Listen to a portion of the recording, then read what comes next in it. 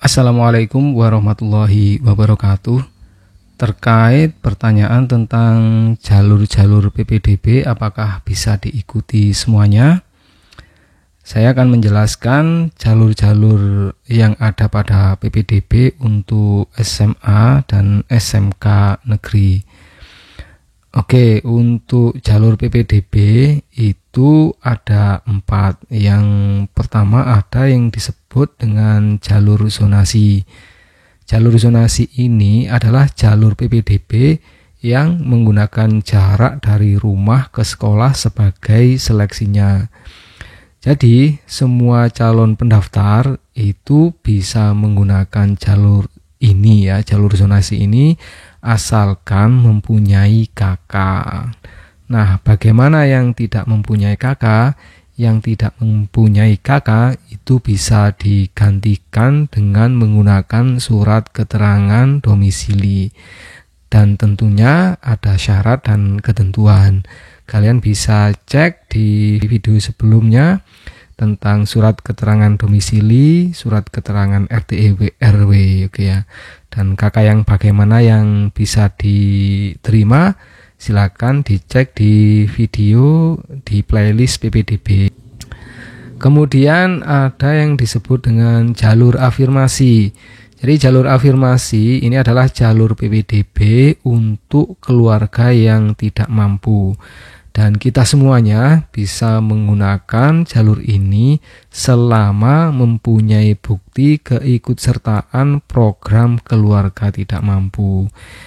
Keikutsertaan program keluarga tidak mampu itu seperti apa? Bisa dibuktikan dengan surat keterangan miskin atau surat keluarga praharapan dan lain-lain yang dikeluarkan oleh pemerintah yang berhak mengeluarkan ya, yang berwenang.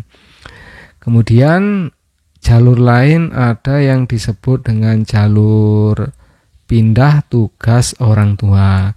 Jadi jalur ini adalah jalur PPDB untuk calon peserta didik yang mengikuti orang tuanya karena pindah tugas atau pindah tempat tugas, sehingga harus mau tidak mau harus mengikuti tempat tinggal yang baru ya. Tapi harus ada syarat dan ketentuan yang berlaku. Oke ya, syaratnya itu adalah surat tugas dari orang tuanya. Itu salah satunya, oke ya. Kemudian ada lagi jalur prestasi. Nah, jalur prestasi ini adalah jalur PPDB bagi kalian yang mempunyai prestasi di bidang akademik ataupun non-akademik. Jadi bagi kalian yang pernah menjuarai suatu event tertentu dan mungkin berkali-kali, itu bisa dipakai untuk mendaftar di jalur prestasi ini. Ya, buktinya otomatis sertifikat juara, piagam juara. Yang mempunyai prestasi di bidang akademik, contoh pernah menjadi juara kelas dan lain-lain atau peringkat paralel setiap tahun, itu bisa dipakai untuk mendaftar di jalur ini, oke ya. Kemudian apakah semua jalur bisa diikuti? Tentu semua jalur bisa kita ikuti. Semua jalur PPDB bisa kita ikuti semuanya. Kenapa bisa diikuti semuanya? Karena nanti pada waktu PPDB dibuka, itu setiap jalur ada jadwalnya sendiri. Kemudian, bisakah hanya mengikuti satu jalur tertentu saja? Iya, bisa. Ya, tentu bisa. Kita bebas mendaftar di jalur mana saja yang kita inginkan. Kita juga bisa memilih semua jalur PPDB, asalkan punya syaratnya. Nah, ada yang sedikit salah paham tentang jalur reguler, itu sering disebut dengan jalur zonasi, padahal bukan.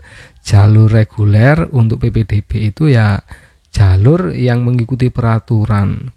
Peraturan siapa? Peraturan pemerintah. Nah, dalam peraturan pemerintah ada 4 jalur yang bisa kita pakai untuk PPDB. Apa tadi? Zonasi, afirmasi, kemudian pindah tugas, dan prestasi. Jalur itu yang disebut dengan jalur reguler. Oke, jadi jalur reguler itu bukan hanya zonasi saja. Oke ya. Ada 4 jalur yang sudah disebutkan tadi.